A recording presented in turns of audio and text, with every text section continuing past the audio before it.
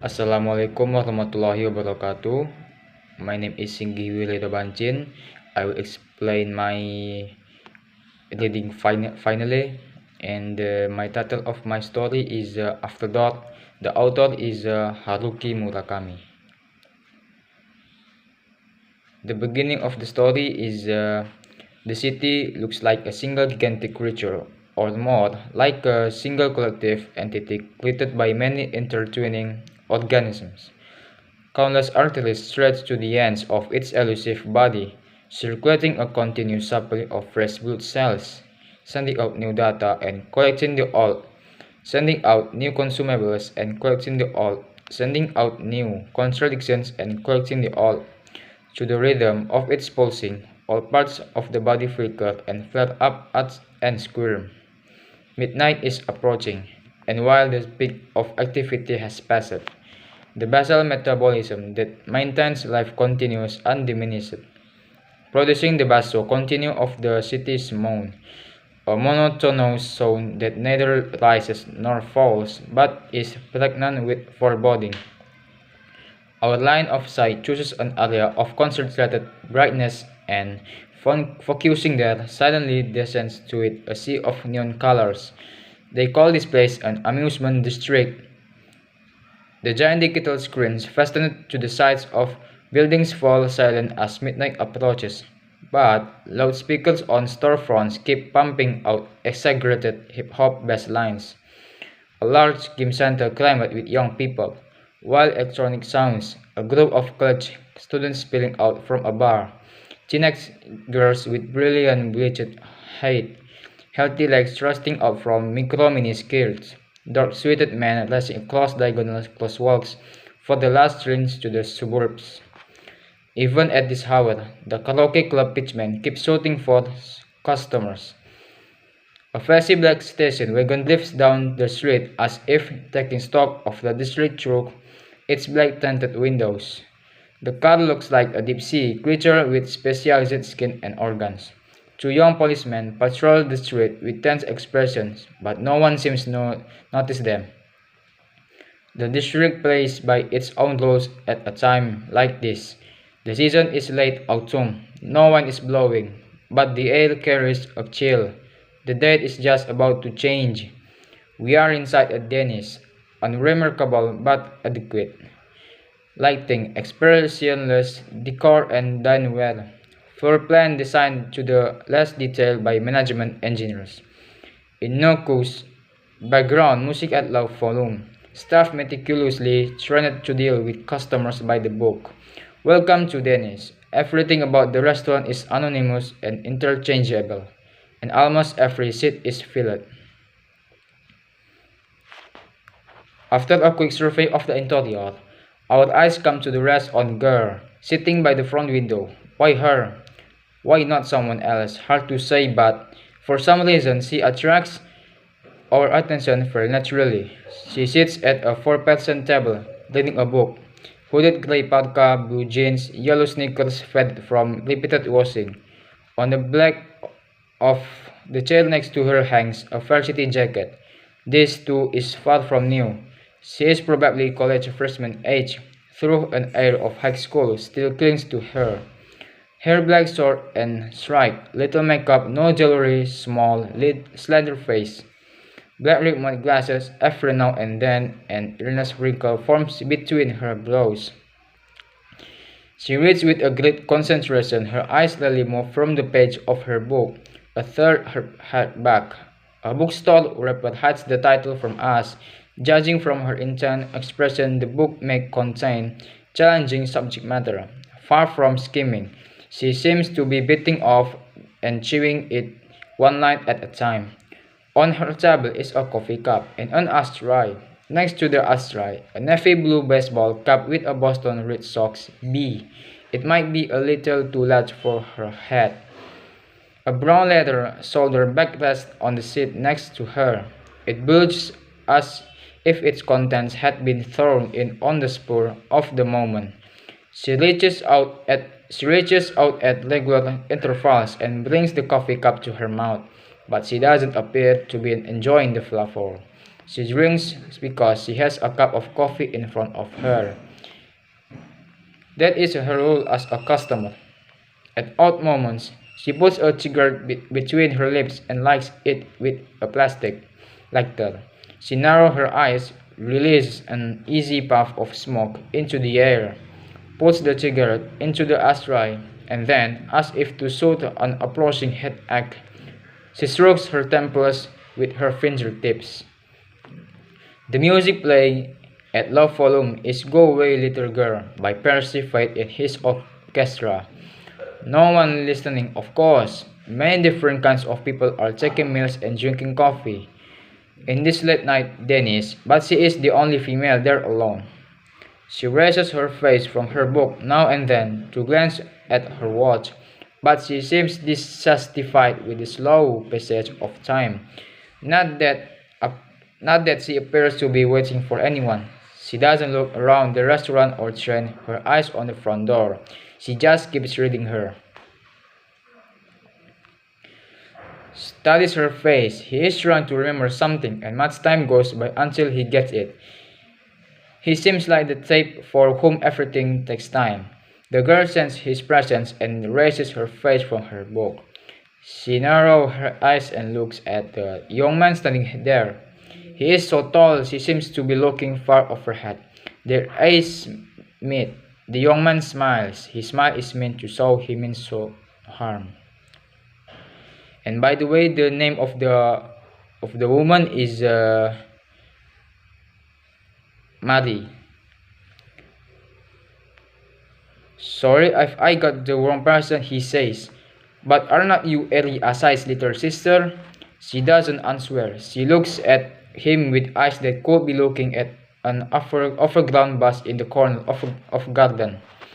We met once, he continues. Your name is Yuri, sort of like your sister, Alice, except the first syllable. Keeping a cautious gaze fixed on him, she executes a conscious factual correction. Marie. He raises his index finger and says, That's it, Marie, Ellie and Marie. Different first syllables. You don't remember me, do you? Marie inclines her head slightly. This could mean either yes or no. She takes off her glasses and sets them down beside her coffee cup. The waitress replaces her steps and asks, Are you together? He answers, We are, she sets his menu on the table. He takes the seat across from Marie and puts his case on the seat next to his. A moment later, he thinks to ask Marie, Mine.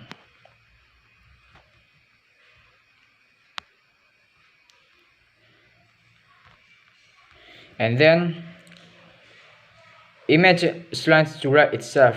Trembling, it tries to give concrete form to something, but the image will not come together.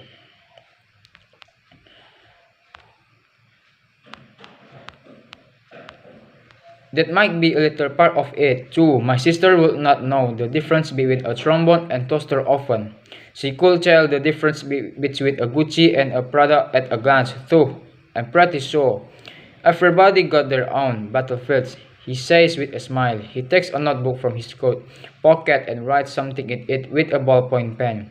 He tears the page out and hands it to her. This is the number of my cell phone. Call me if anything happens. Ah, do you have a cell phone? Marie shakes her head. I didn't think so, he says as if impressed. I sorta had this gut feeling, like Ilby doesn't like cell phones. The young man stands and puts on his leather coat. He picks up his trombone case. A hint of his smile still remains as he says, See ya. Marie nods expressionless. Without really looking at the scrap of paper, she places it on the table next to the bill. She holds her breath for a moment, plops resin on her hand, and goes back to her book. Burt Baccarat, The April Fools, plays through the restaurant at low volume. The room is so dark, but our eyes gradually adjust to the darkness. A woman lies in bed asleep. A young, beautiful woman. Mary's sister is Ellie. Ellie Asai. We know this without having been told so by anyone.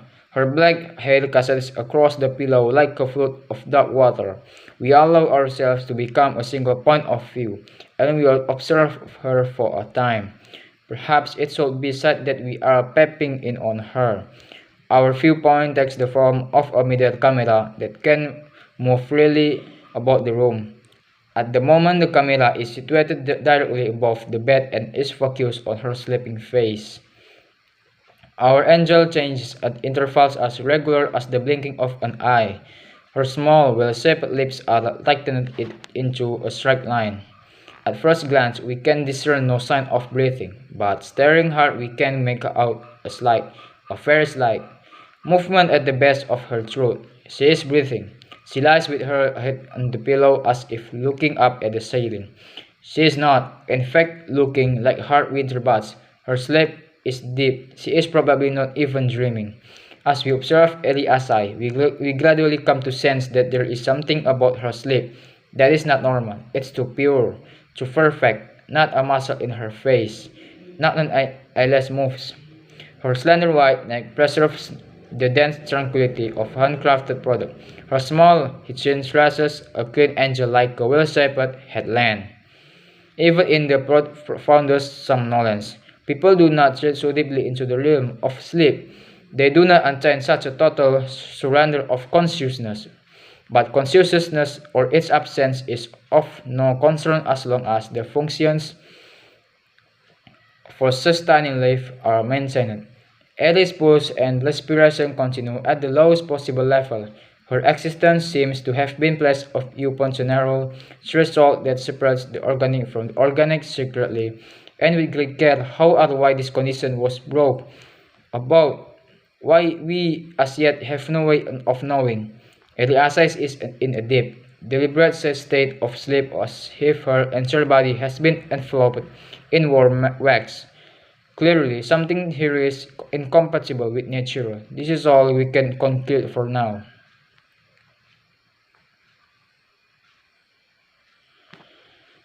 Powerful appearance draws people attention. As soon as she comes in, a waitress asks her, "Sabah for one, ma'am," but the woman ignores her and casts anxious eyes around the restaurant. Mary, and she takes long strides in her direction. When she arrives at Mary's table, she says nothing but immediately lowers herself into the seat across from Mary. For a woman so large, her movements are quick and efficient. Oh, mine! Mary, who has been concentrating on her book, looks up, finding this large stranger sitting opposite her. She is startled. The woman pulls off her woolen hat. Her hair is an intense blonde, and it is cut as short as a well-trimmed lawn. Her face wears an open expression, but the skin has a tall, withered look like a long used rainwear, and although the features are not exactly symmetrical, there is something reassuring about them that seems to come from an innate fondness for people. Instead of introducing herself, she gives Mary a lopsided smile and wraps her thick palm over her short blonde hair.